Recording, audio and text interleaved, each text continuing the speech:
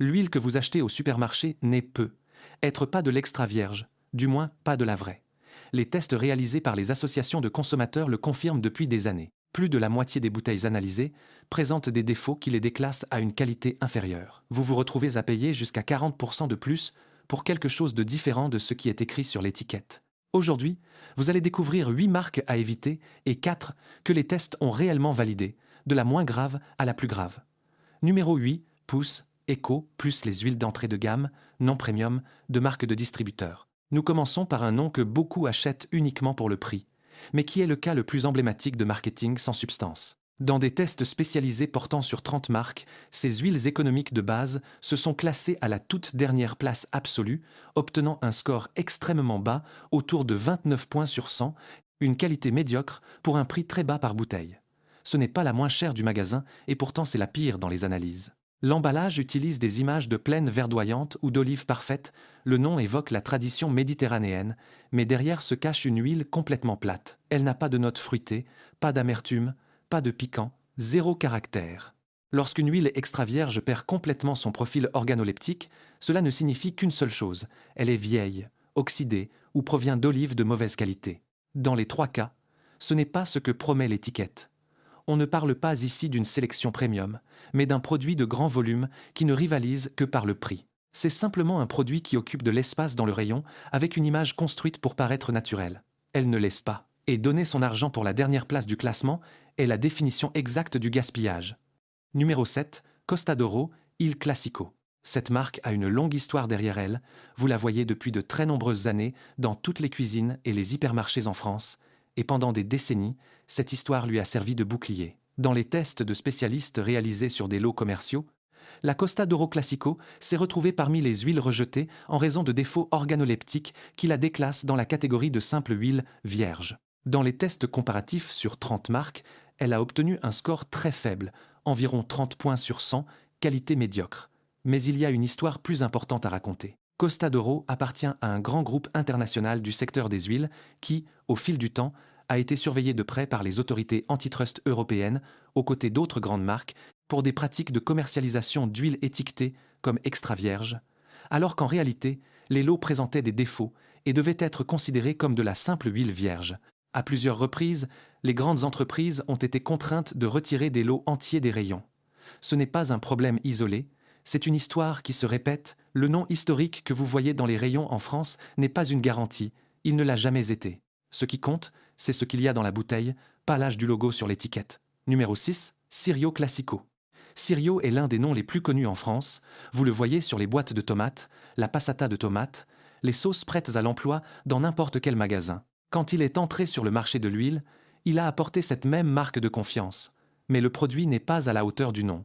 Dans les tests de consommation internationaux, la Sirio Classico a été rejetée en raison de défauts de riscaldo, échauffement, et de morchia, chape, sédiment de fermentation. Des olives cueillies trop tard ou mal stockées, qui conduisent à une huile oxydée, au goût lourd et fatigué. Dans les tests sur 30 marques, elle n'a reçu que 33 points sur 100, qualité médiocre. Sirio rivalise sur le volume et sur une distribution massive dans les grandes chaînes de magasins, pas sur la qualité fine. Leur objectif de production est la stabilité de la bouteille en rayon pendant 2 ou 3 ans, pas la saveur du premier jour. Pour ce faire, on part d'olives mélangées, provenant de toute l'Union européenne, on filtre intensément, on assemble pour uniformiser. Le résultat est une huile conforme sur le plan chimique dans les papiers, mais vide sur le plan organoleptique.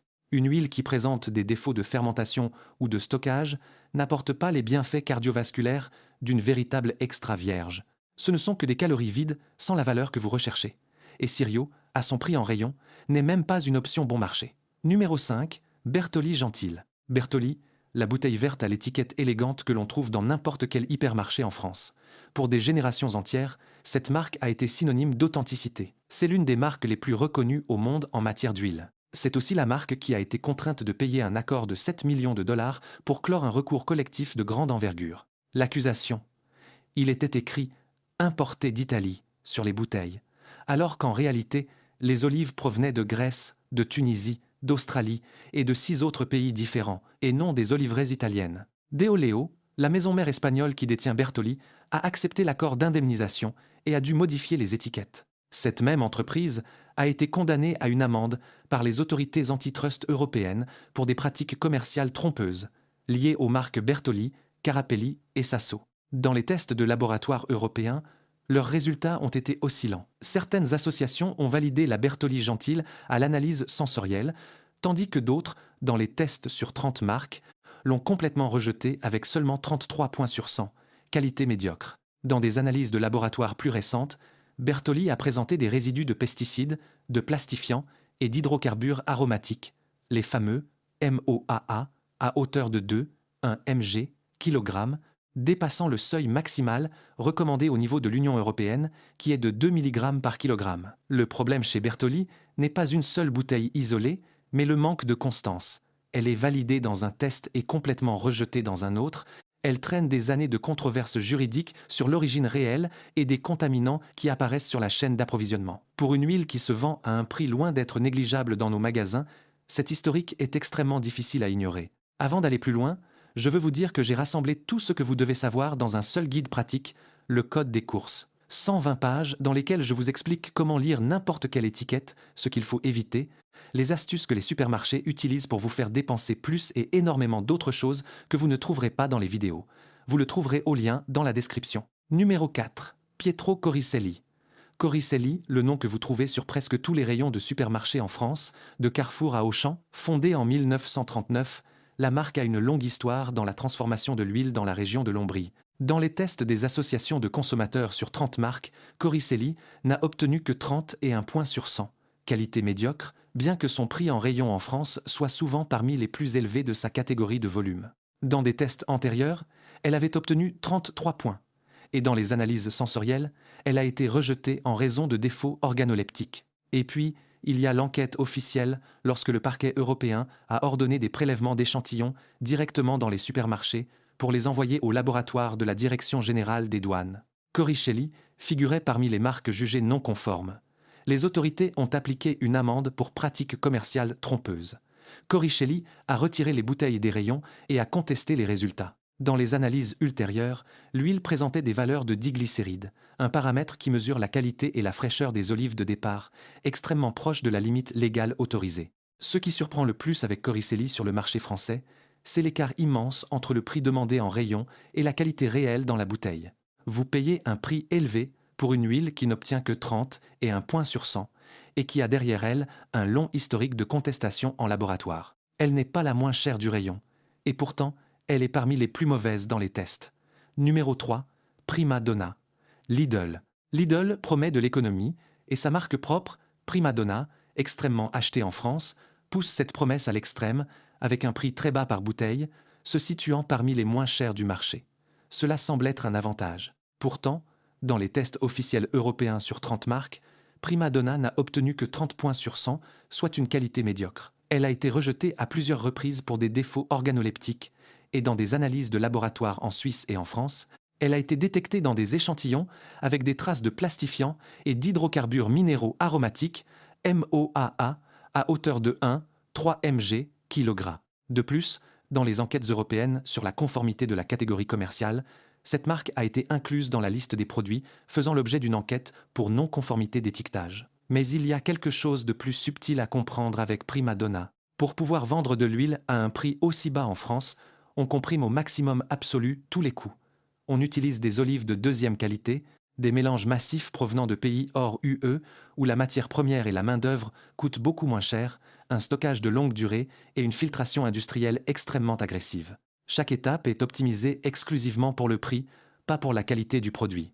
Le résultat est une huile qui, sur le papier, passe tout juste les paramètres chimiques, mais pour ce faire, elle part d'un niveau qualitatif si bas que les polyphénols, ces antioxydants essentiels que vous recherchez dans l'extra vierge, sont presque complètement absents avant même que la bouteille n'arrive chez vous. Ce n'est pas seulement un problème de saveur. Cela signifie que vous n'achetez que des calories grasses sans les réels bienfaits pour la santé que vous pensez obtenir, et le risque que les plastifiants migrent des installations vers l'huile n'est pas quelque chose que vous voulez accepter juste pour économiser quelques euros. Numéro 2, Filippo Berio, 100% italien. Filippo Berio est une autre marque extrêmement présente dans les rayons moyens et premium en France, étant extrêmement vendue au niveau mondial et une référence des exportations. Dans les tests officiels sur 30 marques, la version Filippo Berio 100% italien, a obtenu un score de 57 sur 100, soit une qualité seulement moyenne, bien que son prix dans nos magasins soit généralement parmi les plus élevés de son segment. Puis sont sortis les résultats des tests de laboratoire européens des dernières années. Filippo Berio a enregistré un niveau d'hydrocarbures aromatiques moche de 10 à 8 mg par kilogramme, l'une des valeurs les plus élevées parmi tous les produits analysés, et un niveau de MOA de 2,9 mg kg, bien au-dessus des normes maximales recommandées par l'Union européenne. Déjà dans les analyses précédentes, la marque était sortie dans les dernières places en raison de résidus d'huile minérale. L'entreprise a souvent répondu que les lots testés dans certaines régions européennes différaient de ceux d'autres pays, mais les données montrent que les problèmes reviennent périodiquement sur les lots de l'espace européen. Au prix élevé auquel elle se vend dans les rayons en France, Filippo Berio coûte plus cher que des marques qui, dans les tests, se positionnent bien plus haut dans le classement. Le nom sonne bien, le marketing est de premier ordre, mais le produit brut dans la bouteille ne suit pas le rythme des chiffres des analyses.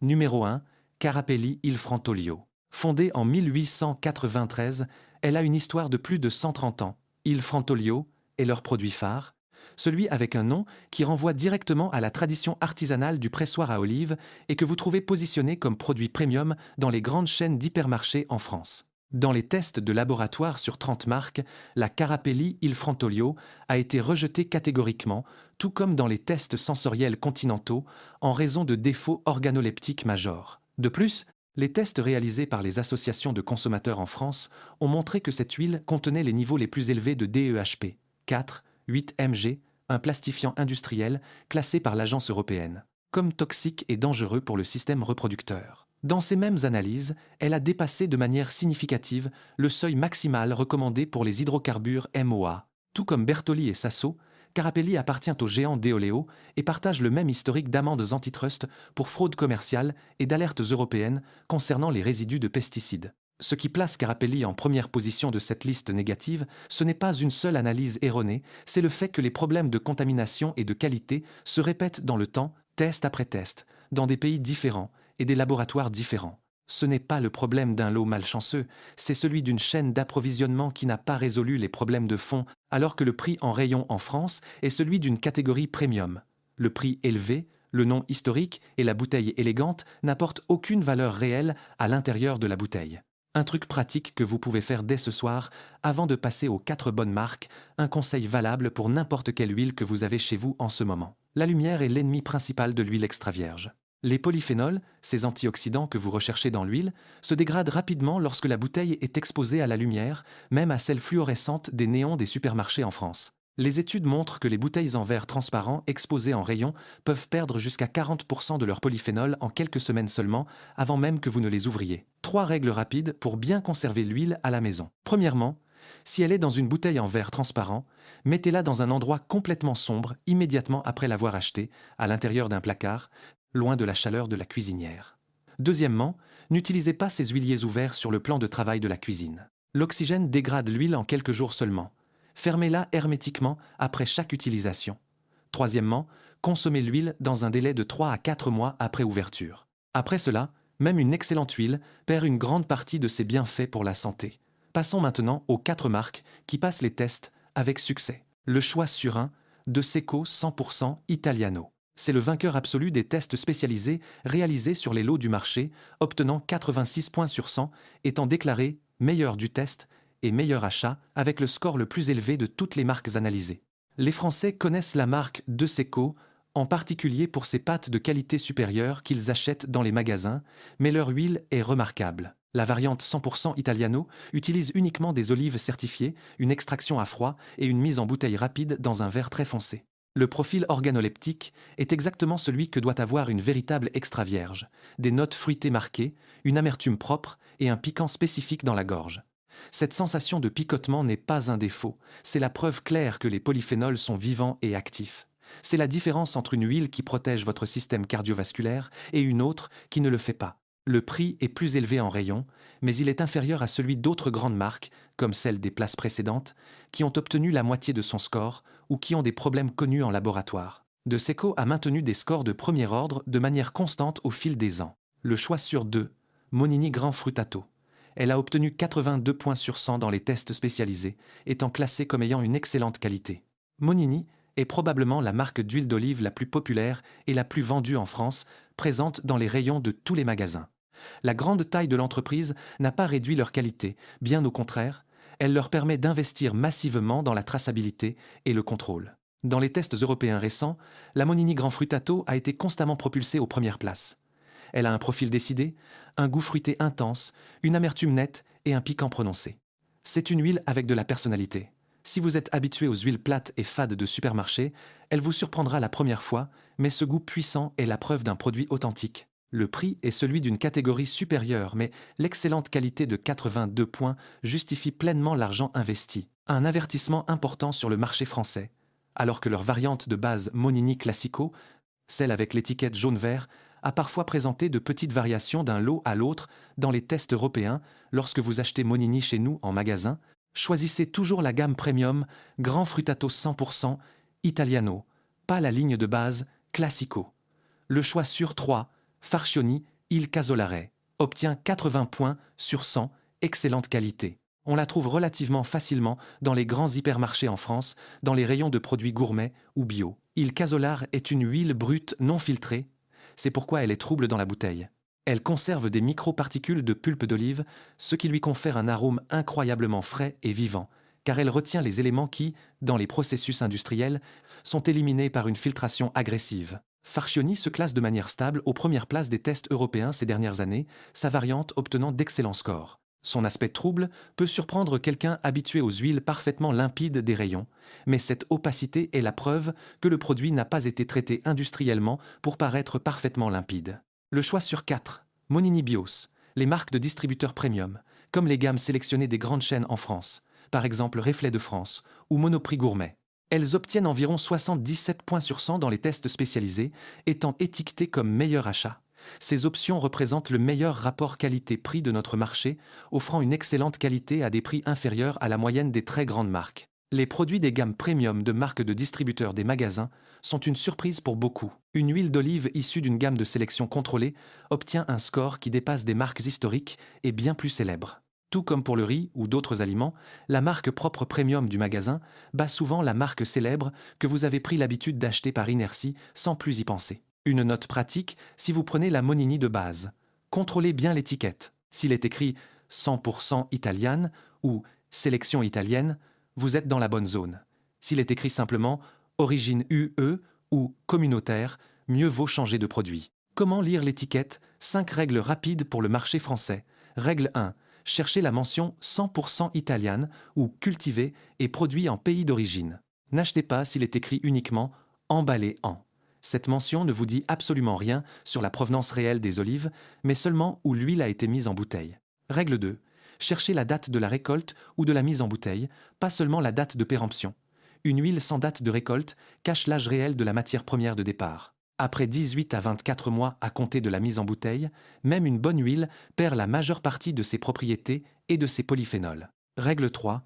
Préférez toujours la bouteille en verre foncé ou le bidon en métal. Le verre transparent accélère la dégradation oxydative de l'huile.